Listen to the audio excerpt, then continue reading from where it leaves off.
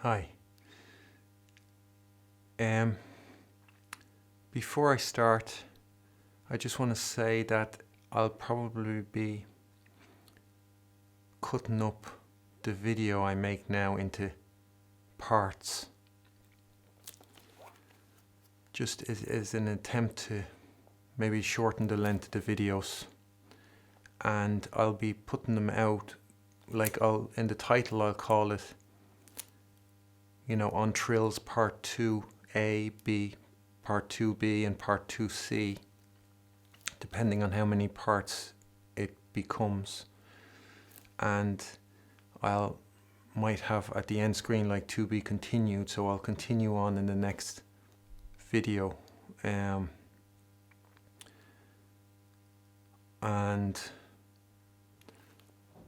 I'll be doing that with paragraphs. The paragraphs in the book, they very often how I usually group them is they deal with a certain aspect. And so these paragraphs, the paragraphs from 7, which we'll continue on from now in this video, to paragraph 12, they deal with the playing trills in general, practicing the trills. It'll touch on fingering with regard to trills. So these videos, part 2, A, B and C, or whatever it turns out to be, they're grouped like that because all those paragraphs are connected.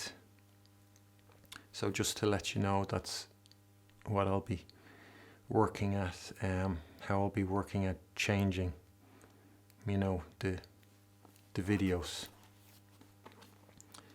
So I'll continue with paragraph 7 of the chapter on trills in Carl Philipp Emanuel Bach's Versuch über die wahre Art, das Klavier zu spielen. Die Triller sind die schwerste Manier. Allen wollen sie nicht gelingen. Man muss sie in der Jugend fleißig üben. Ihr Schlag muss vor allen Dingen gleich und geschwinde sein. Ein geschwinder Triller ist allezeit einem langsamen vorzuziehen. Bei traurigen Stücken könnte ein Triller allenfalls etwas langsamer geschlagen werden. Außerdem aber erhebt der Triller, wenn geschwind ist, einen Gedanken sehr. In der Stärke und Schwäche richtet man sich nach dem Gedanken, wobei vorkommt. Es mag dieser Forte oder Piano vorgetragen werden.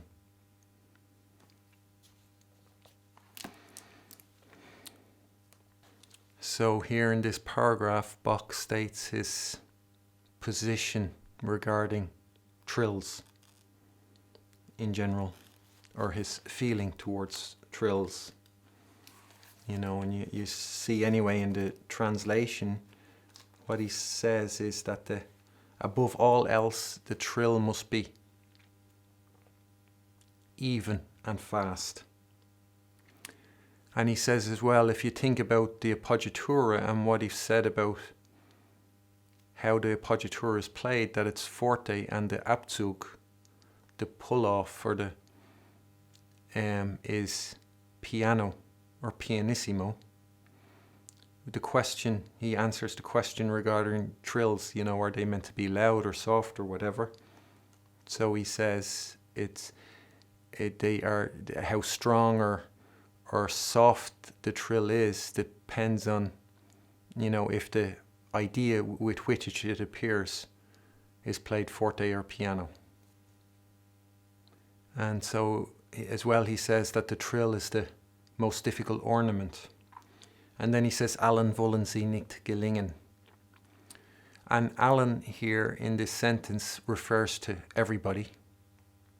And sie, allen wollen sie, did sie in the sentence, that's German for they, but what Bach is referring to with sie is the trills So he's saying the Trills don't want everyone to succeed. So basically, not everyone is successful in mastering Trills. And then as a follow-up to that, he says one must practice them diligently in one's early years or in one's youth. And I want to talk about that for a bit. I'm not sure that is entirely true.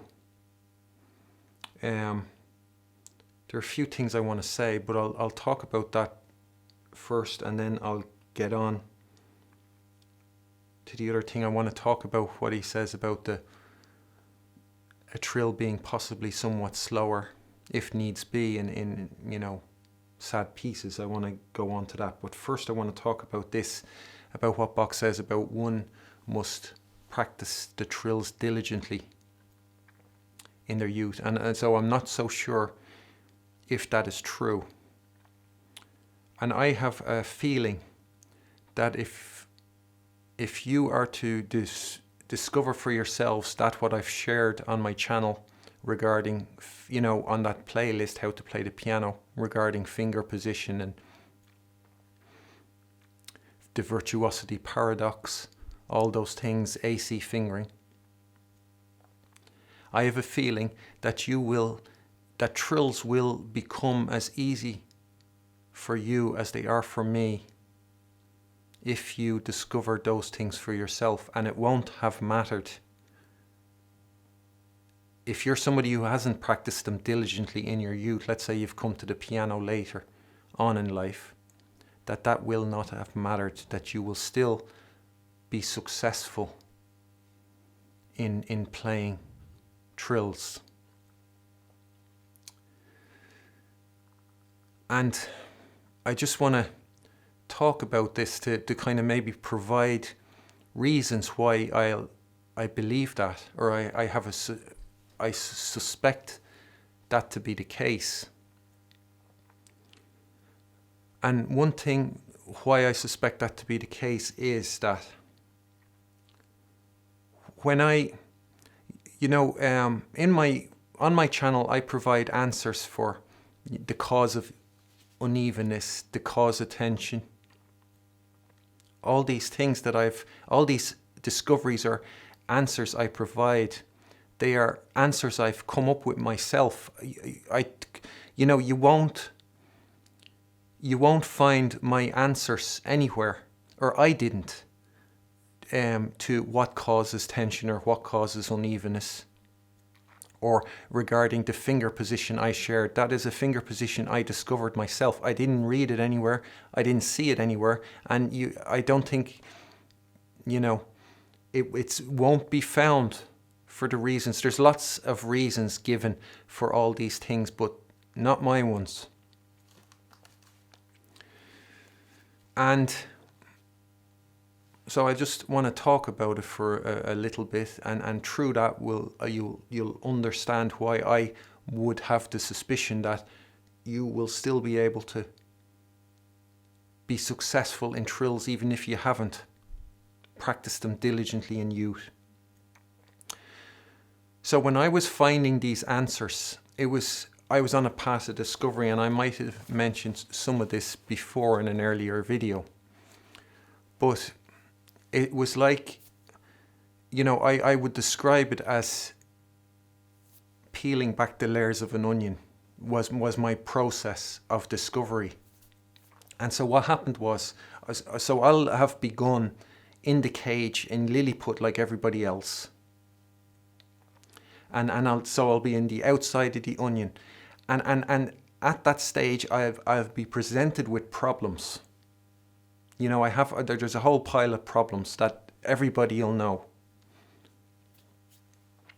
And so what happens in the path of discovery is, what I'll have done is I'll have solved those problems that present itself with the outside layer of the onion. And once those problems are solved, what will happen is that it's like that layer of onion is peeled away, and I get to the layer underneath that.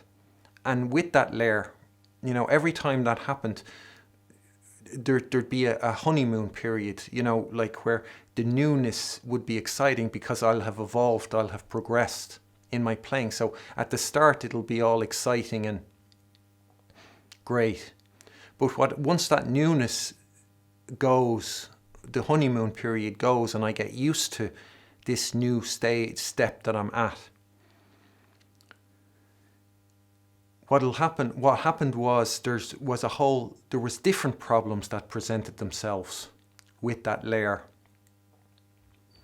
And so then I had to solve those new problems. And when I did solve them, that peeled away that layer of the onion, and I got to the layer underneath that. And with every layer came new problems that I'd never encountered before when I was outside of the onion, and that I never would have encountered had I remained on the outside of the onion. So each layer came with its own problem until I got to the center where the problems were all solved. And then there were no problems anymore. That's how it worked. And what I'm doing on this channel, and with the discoveries I've shared, what you are getting is the result of this process. And this was a very lengthy process. And so you are going from the outside of the onion. If you try those discoveries for yourself, you are getting from the outside of the onion to very close to the center with what I'm providing. And so the speed at which you travel from outside of the onion to the inside, it will be much faster at the speed I traveled. And what I noticed when I made the discoveries and started progressing, and especially with the discoveries, they came up gradually. But with the main one, with the finger position, and when I started to discover the virtuosity paradox, and I mean, I'm not plugging it, but in the novel that I wrote, that's on, available on the internet, the How to Play the Piano, a novel, I kind of, in the last 2 chapters, that's that initial part of the journey is described. But when the effects, the results of the finger position, when I started to become aware of them, what happened was I noticed, in terms of strength, I noticed my strength increasing at a really quick rate. So like in a matter of a week or two, I was feeling incredibly strong at the keyboard. And I have a feeling that since I experienced that, even though my progress will have been much slower than yours will be, because I was stopped at every layer of the onion, that when you go from the outside right to the close to the center, that you too will experience that. And I want to say that experience that I have had, another experience that I have had in my life, was that when I was in the studying piano in the conservatory, I went through all that Lilliput prescribes, metronome work and finger exercises.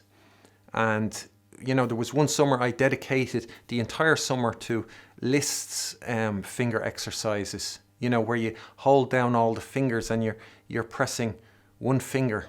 And I spent the whole summer doing that. And I used to when I went to the conservatory, I'd note the pianos with a heavier action, and I'd request those rooms to practice in, so I'd have even more kind of the heavier action, with the feeling that the heavier action will increase the strength of my fingers and the finger independence, which I don't believe in at all, by the way. I would call it complete finger interdependence is what you're striving for, and you're not at all. That finger independence is completely useless. But that's besides the point. So I did that.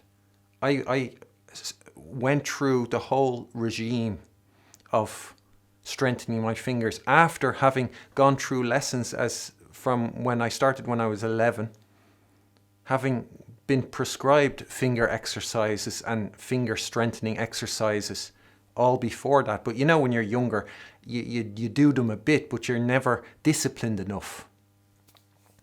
And it always feels like you've never really quite been disciplined enough to get the full value out of it.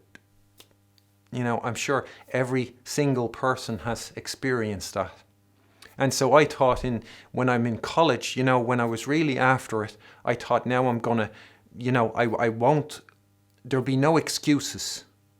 I'll be ultra disciplined, so I can't criticize myself afterwards for being lazy or being, you know, not being dedicated enough. So I really, you know, I went hardcore at it. And the result of that was I felt I was no stronger at the piano. I had as much tension. I had problems with tension and all those things that one associates with weak fingers. My feeling of strength didn't increase after all that. So I came from that experience, and then I had the experience with my discoveries where I found myself, the strength of my fingers, of my playing, growing, you know, as it sort of on a daily basis with this discoveries. And so that's why I think if you haven't practiced it diligently in your youth, much of the idea is that strength of the fingers and will lead, you know, to speed and evenness, strength and independence, and one develops that in the youth. But I have a feeling that if you still come to it and you try these discoveries, discover what I'm sharing for yourself, that you will experience the same increase in strength, and that you will be able to perform these trills as well as me. And it won't have mattered that you didn't practice them diligently in your youth. And I would say as well, in sort of to throw an argument against that statement, is that there'll be people who have practiced them diligently in their youth and who haven't mastered trills. If they are playing the piano incorrectly, if they, you know, if they followed bad advice, they will have, they won't, they still, it doesn't mean that they will have be successful with trills after that. So you can say, while the people who are successful, most of them did practice them diligently in the youth, is not the same as saying everybody who practices the trills diligently in their youth is successful. And I want to say about where I think that strength comes from. And I'll try and say it as quickly as I possibly can. But when I think of the human body, I think of it in terms of similar to like when we buy a laptop. And when we buy a laptop, the laptop knows more than we do. In terms of we're just the user. So when we open the laptop and we want the laptop to whatever we wanted to do, like to save or load or whatever. We trust the laptop. We tell the laptop what to do, and we trust, we expect the laptop is meant to know how to do it. We don't know how to do it. We wanted to save a file, but we don't know how a file is saved. So we rely on the laptop knowing. So in that respect, the laptop knows more than we do. We're just the users. And I think as well, I see the human body as the same. The human body knows more than we do, and we're just the users. An example I would use for that is if you think, if you get a cut, your body is going to heal that cut. And then eventually, like in a week or two, there won't be any, if it doesn't leave a scar, there won't be any trace of that cut anymore on your body. And so your body does that, and you've no idea how the body does that. And if your body was to forget how to do it, and you had to explain to your body how it's done, you wouldn't be able to do it. So your body knows more than you. And even though your body knows more than you, the way the body is programmed, it'll follow your every command exactly as you want it, as exactly as you tell it to be done. And it doesn't care if that's an intelligent command or not. It'll do everything you ask of it without question, even though it knows more than you do. And this is related to that video I uploaded, and I'll put it at the end screen, or I'll put a link to it in the description. That video, episode 3, another characteristic of virtuosity. And there I talk about how the hands are linked. And I talk about, it's related to, how what one sees affects one's understanding of how something works. And it can often negatively affect how it can work, because what we see, we can be kind of lulled into thinking what we see is everything that exists. So in terms of the hands being synchronized or connected, we see the hands separate. We see the space between the hands, and when we want them to line up with each other or synchronize, we're thinking of connecting them this way. But what we don't see with our eyes is the fact that the arms are connected, that they're not at all separate, and that the connection between the hands is not from here to here, but through here. But our eyes don't see it, so our brain doesn't even consider that. And I would say that goes the same for walking. And if I would imagine that when people are asked, if you think of family fortunes, how does one walk? And, there's the most popular answers. I would say that one of the most popular answers would be that we move the feet. That is how people would understand how we walk or run. And so, and the thing is with the body, it serves us. It knows more than we do, but it'll do our bidding right to the end. It'll serve us till it can't serve us anymore, till it's kind of beaten to the ground. It'll still, with its dying breath, it'll still serve us, regardless of how intelligent our instructions are. So if we are looking, and what we see is the feet moving, and we use the information we see to form our understanding, and very often what we see is not enough. And so we'll think, how do we walk? We move the feet, or you put one foot in front of the other, or how do we run? You move the feet faster. And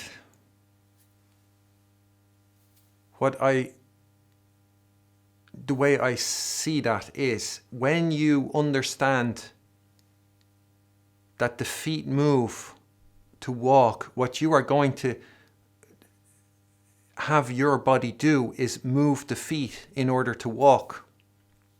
And what that'll mean is that the act of walking will begin at the feet. And so you're telling the body to move the feet in order to walk. And so the body will do that. It'll follow your command. And so what happens is when you move the feet, when the walk begins with the foot, is that there's a certain amount of energy that needs to be dealt with when you walk. And that energy, when it begins with the foot, will as well, when the act of walking or running begins with the foot, that energy will begin with the foot too, and it'll travel up the leg. And what happens is it'll reach the muscles, and this is just a layman's understanding of muscles that I'm presenting here. The first muscles it'll reach is the muscles on the lower legs, so the calf muscle and whatever muscles are in front, the shin bone.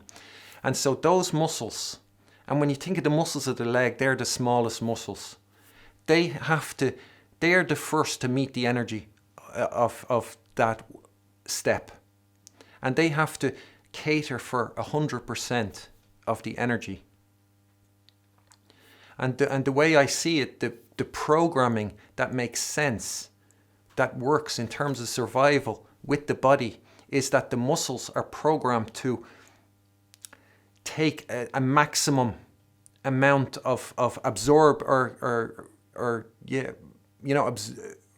provide a maximum amount of energy, and that they're even prepared to provide,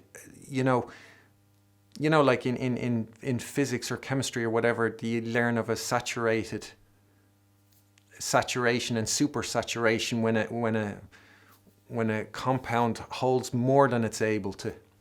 And I think that's, or whatever it is, a liquid holds more than it's able to. That the muscle will do more than it's able to do.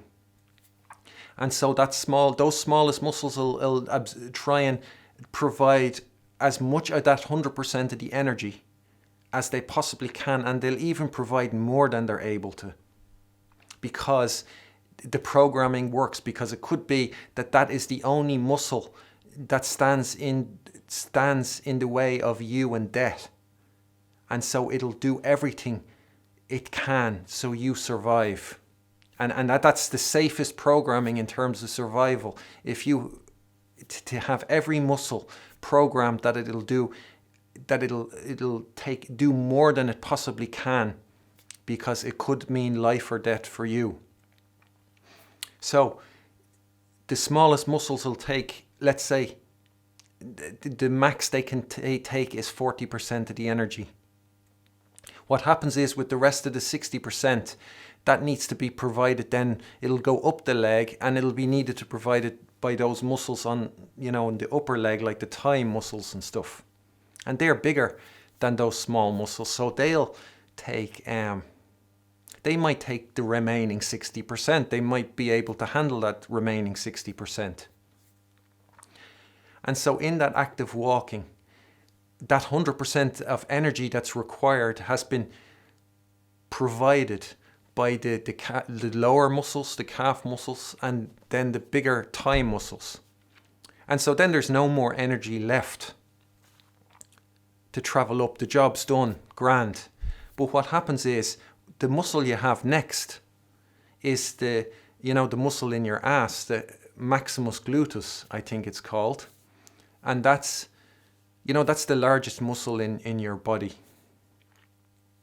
And that has nothing to do. It doesn't have to provide any energy whatsoever. And the body will do that. That's the way the body will walk. If you understand walking that way, that is the way the body will serve you.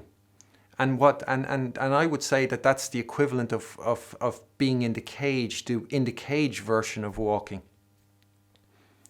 And what you're doing there is you're putting maximum strain on your smallest muscles. They are trying to to provide as much as the energy as you need, and they're killing themselves doing it. And so people in the cage jogging or walking, they are going to suffer problems with their muscles. They're going to suffer injuries if they're desperately trying to be a great jogger or something.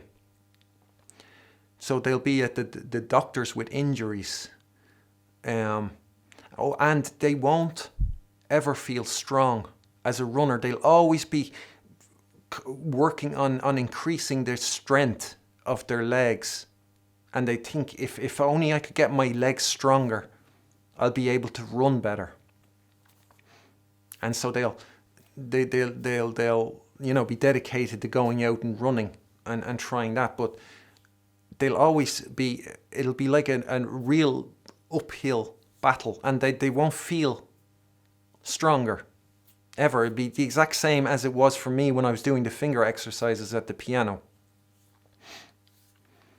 And this as well relates to what I said about Lilliput, or those in the cage getting things exactly 180 degrees wrong. And that'll be coming up now in the future paragraphs too.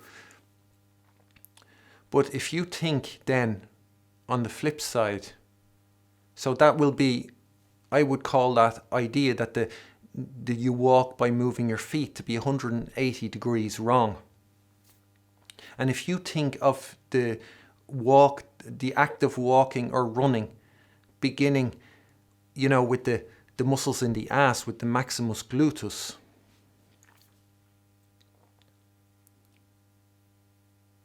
and if you think so that the process begins there, and that the feet are the very last element of that process, that they come at the very end. So it means the energy that's required for the act of walking or running begins with that maximus gluteus maximus. And I am not, have no, this is, I have no insight into running or anything like that. So if somebody has come up with the correct answer of how to run, how to walk, they will be able to tell you the best place for where that process should begin. I am just taking that as a kind of like what I'd consider a safe bet to say, let's have it begin there. Well, that maximus gluteus, the largest muscle in your body, has to deal with 100% of the energy. And so that might comfortably provide 60% of the energy.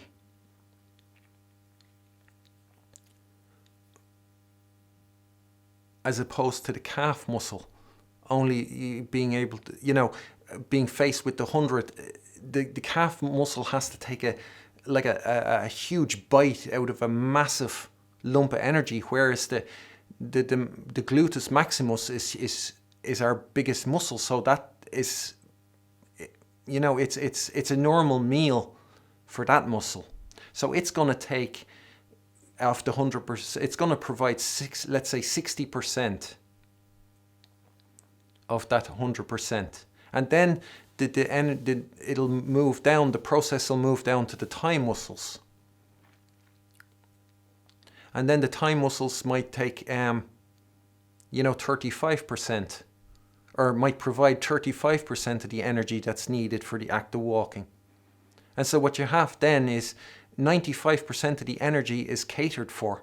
And so what's left for the calf muscle to do, that just has to, pick up the rest. And so it only has to provide 5% of the energy. And so when the act of walking begins when you understand it as a beginning with the gluteus maximus, it means the largest muscles in your body are taking the lion's share of the energy, or providing the lion's share of the energy. And as you go down, and as the muscles get smaller and smaller, the small muscles only have to deal with the leftovers, with the crumbs, They just have to pick up the crumbs. And so, and you could understand, you could imagine if you switch that proactive walking from it beginning with the feet going upwards, where the smallest muscles have to deal with most of the energy and the biggest muscles lay dormant, basically. They are just made redundant just out of a lack of necessity. If you walk like that and then all of a sudden you walk where the gluteus maximus takes the lion's share, maybe you'll understand how instantly, how you'll suddenly be stronger. You actually will suddenly be stronger as a result. And if you're running like that, if you change how you run and not think it's about, being disciplined and just you run for long enough and hard enough and you no pain, no gain, all these ideas. If you change the way you're running, how you can instantly be strong. And when your large muscles deal with, to provide most of the energy and your small muscles are only dealing with the leftovers, you will very quickly come to the point where strength is not an issue. And in the terms of the onion, let's say you're trying to discover the secret to running perfectly. Well, then that layer, the onion, when you sort out where the act begins, you realize it doesn't begin with the feet at all. That's just what the understanding we receive from what we see, but it's not, there's other stuff involved that we don't see. When you understand that it begins with the ass,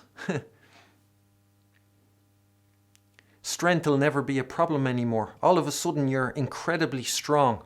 And then, so that problem will be gone. You'll be in the next layer of the onion. And so what you might discover, which was never really an issue before because the strength was the big issue, blocking all other issues. The next issue might be, how do you breathe? How do you cater?